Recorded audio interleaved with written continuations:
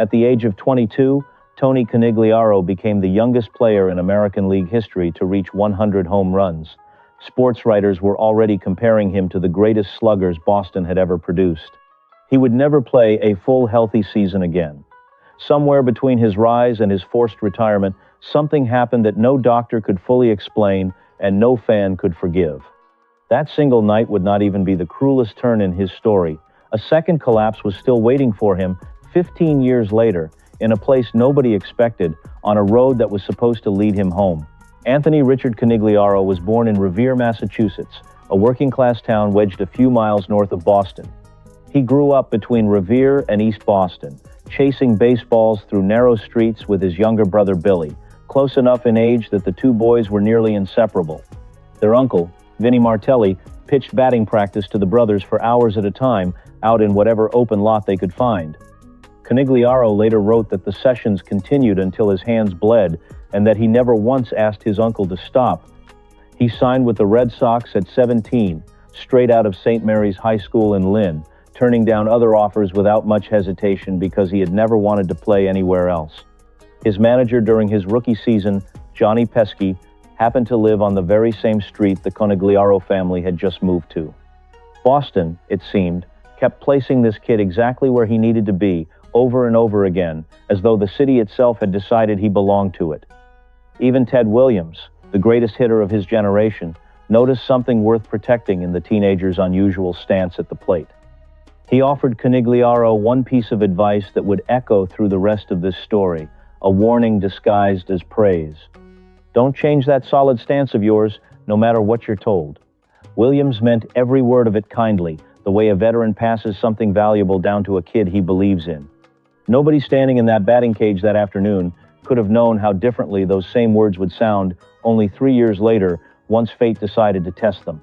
Conigliaro made his major league debut in April of 1964 at Yankee Stadium, just 19 years old and barely out of the minor leagues. 2 days later, in his very first at-bat at Fenway Park, he turned on the first pitch he saw and drove it out of the ballpark entirely. That season, he hit 24 home runs, a record for a teenage player in Major League history that still stands to this day.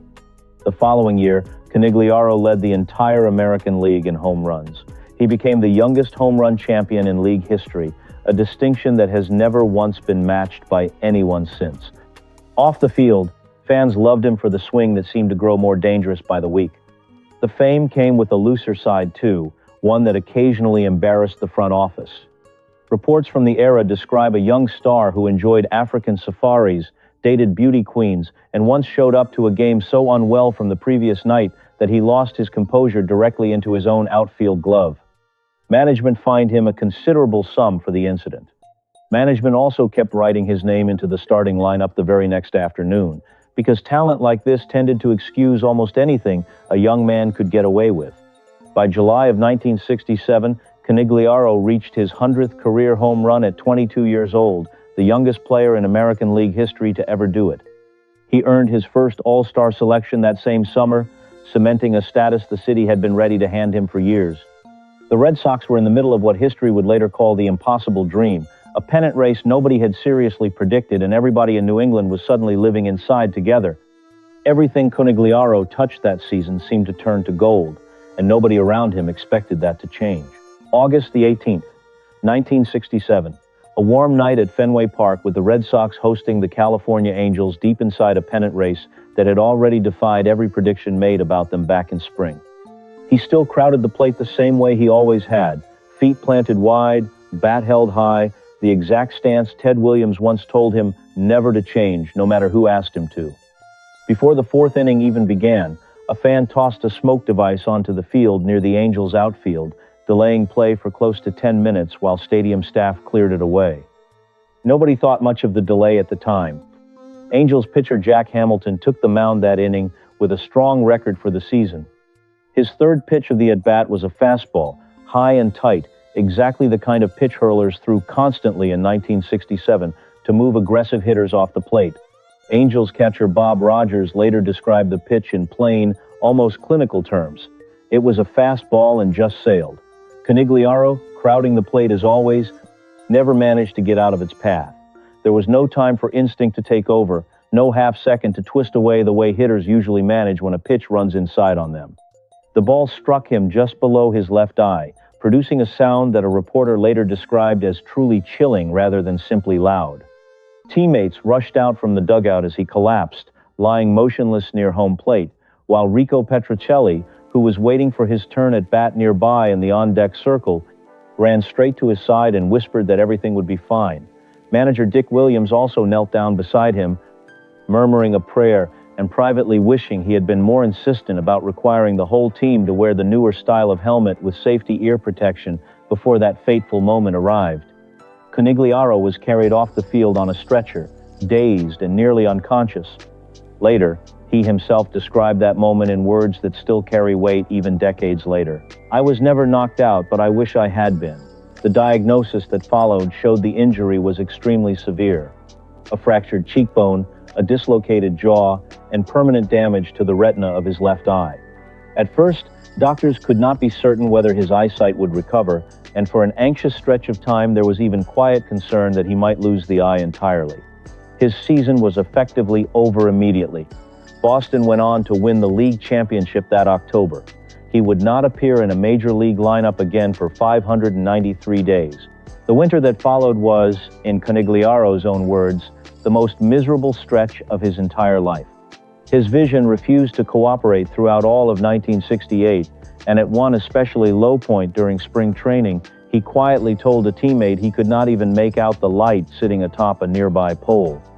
The comeback so many people in Boston were hoping for looked less realistic with every passing week that winter dragged on.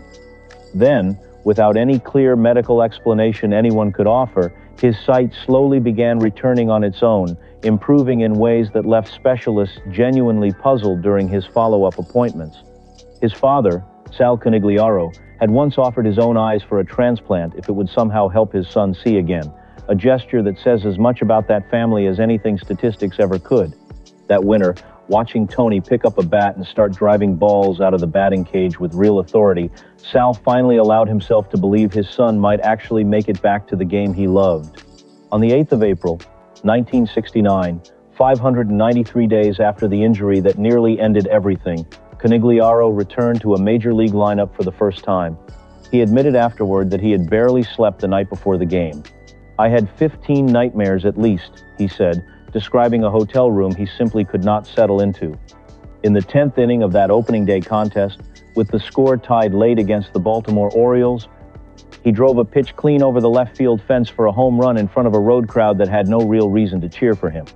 The Red Sox went on to win the game, and reporters in the clubhouse afterward struggled to find fresh words for something that already felt almost unbelievable. That season earned him the Comeback Player of the Year award, and there was never much real debate about who deserved it more. The following year turned out even better than anyone expected. Conigliaro hit 36 home runs and drove in 116 runs, playing much of that stretch, by his own later admission, with his damaged eye nearly shut from constant strain. His brother Billy had joined the Red Sox outfield by then as well, and together the two brothers combined for 54 home runs that single season, a record for siblings on one major league roster that still stands today. Success, it turned out, did not heal every wound sitting inside that Red Sox clubhouse. Teammate Rico Petrocelli later admitted that Conigliaro carried a certain expectation with him wherever he went, saying he wanted to be treated like a superstar in the very city where he had grown up idolizing this same team. Quiet tension kept building between the Conigliaro brothers and veteran outfielders Carl Yastrzemski and Reggie Smith throughout the 1970 season, even as the numbers on the field stayed genuinely impressive for everyone involved. Some teammates later insisted the rift was overstated by reporters looking for a storyline, while others swore it was real enough to feel in the room every single day. That October, the Red Sox stunned their own fan base by trading Conigliaro away to the California Angels as part of a larger six-player deal. Nobody in the organization offered fans much of a clear public explanation. When his brother Billy heard the news back in the clubhouse, he confronted reporters directly, pointing across the room at Yastrzemski and declaring flatly, Tony was traded because of one guy, over there. It was a rare and uncomfortable flash of honesty inside a sport that usually kept its disagreements safely behind closed doors. The irony cut deeper than most fans realized at the time. Conigliaro had just been sent to play for the very same franchise whose pitcher had ended his season 3 years earlier. His vision continued declining steadily through the 1971 season, and by July he chose to walk away from the game entirely, hitting barely above 200 at the moment he announced his retirement. A brief final comeback attempt with the Red Sox in 1975 ended the exact same way, quietly closing the book on his playing career for good. Life after baseball eventually led Conigliaro into broadcasting, first in Providence and later out in San Francisco, a career path that let him stay close to the sport without asking his damaged eyesight to carry him through 9 innings anymore.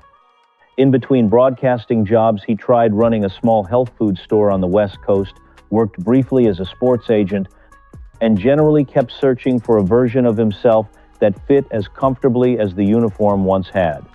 He seemed, by most accounts from people who knew him during those years, to have finally found some real peace living away from the batter's box entirely, even if a part of him never stopped missing Boston.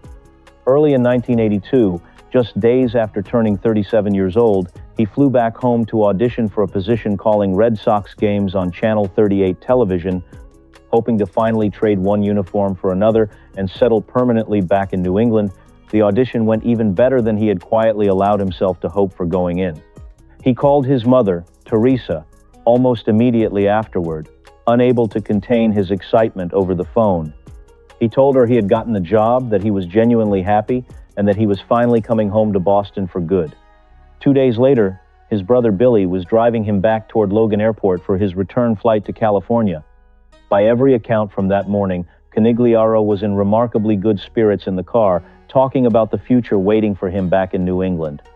Somewhere near Suffolk Downs, without any warning at all, and with no history of heart trouble in his medical file, his heart simply stopped working the way it was supposed to. He had eaten well for years, exercised regularly, and never smoked a single cigarette in his life, which made what happened next feel almost impossible to accept. Billy noticed him slump suddenly in the passenger seat and pulled the car off the road within seconds, his own instincts taking over before panic had a chance to catch up with him. He drove at a dangerous speed straight to Massachusetts General Hospital, saving his brother's life in that moment, but losing something else along the way that could never fully be recovered. Conigliaro had gone without adequate oxygen for roughly 6 long minutes. Doctors later determined minutes that would quietly reshape the rest of both brothers' lives. At the hospital, physicians inserted a mechanical pump to help keep his heart functioning while they worked to stabilize him through that first terrifying night. He remained completely unresponsive for 4 days afterward, then only partially aware of his surroundings for 7 more weeks beyond that, drifting in and out of a world his family could no longer fully reach. His ability to speak clearly again never fully returned, no matter how hard doctors and therapists worked with him in the difficult months that followed his collapse. That September, a sudden case of pneumonia caused one of his lungs to collapse entirely, quietly closing off whatever hope of a complete recovery still remained for a family that had already been through so much together. The man who had once survived a fastball to the face was now facing a much longer, much quieter battle, one that would stretch on for 8 more difficult years without any real chance of a storybook ending this time. Billy Conigliaro spent much of the next 8 years caring for his older brother, first moving between hospitals and later settling into a shared home in Nahant, Massachusetts. Tony Conigliaro passed away on February the 24th, 1990, at Salem Hospital. He was 45 years old. Family and former teammates gathered at St. Anthony's Church in Revere to say their goodbyes, including Luis Tient and Rico Petrocelli, men who had once watched him rise from that same Fenway Park dugout. His mother, Teresa, spoke words that captured the strange mercy hidden inside such a long goodbye. "For 8 years I cried for Tony," she said quietly. "God finally took him, and now he's at peace." The presiding priest reminded mourners that Conigliaro had taught his fans something enduring, that a runner who keeps looking backward never truly wins the race. Later that year, the Red Sox created the Tony Conigliaro Award, given annually since to a player who overcomes serious adversity through spirit and sheer determination, a meaningful honor precisely because it was never really about the statistics. A 22-year-old who reached 100 home runs faster than anyone else in his league's history. A young man who lost his eyesight, found it again, and then lost so much more in a moment nobody saw coming. Tony Conigliaro's story is not really about what baseball took from him. It is about how much a family and a city refused to let go.